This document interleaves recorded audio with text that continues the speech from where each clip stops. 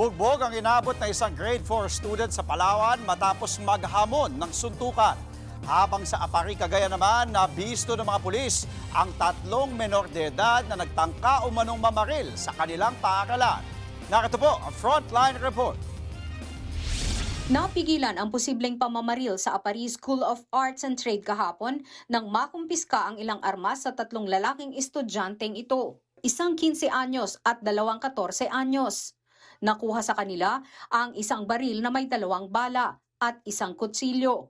Sa salaysay ng mga pulis, nagdala ng baril ang 15 anyos dahil may nambubuli umano sa kanya.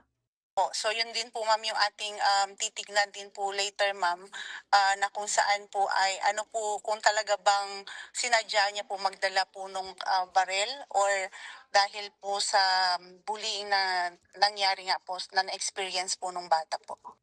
Inaalam pa kung kanino nakarehistro ang baril.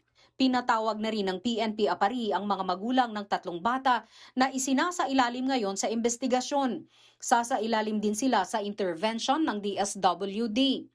Sa ngayon, patuloy ang mahigpit na pagpapatrolya ng mga pulis sa mga paaralan sa Apari.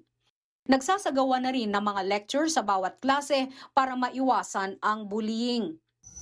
Sa Coron, Palawan, isang lalaking grade 4 student ang nabugbog ng kapwa estudyante habang nasa kainan sa labas ng eskwelahan. Unang napaulat na 3 high school students ang bumugbog sa kanya dahil hindi raw niya ito binilhan ng pagkain. Pero nang imbestigahan ang nangyari, lumalabas na taga-ibang eskwelahan ang nambugbog at ang grade 4 student ang siyang nag-aya ng suntukan.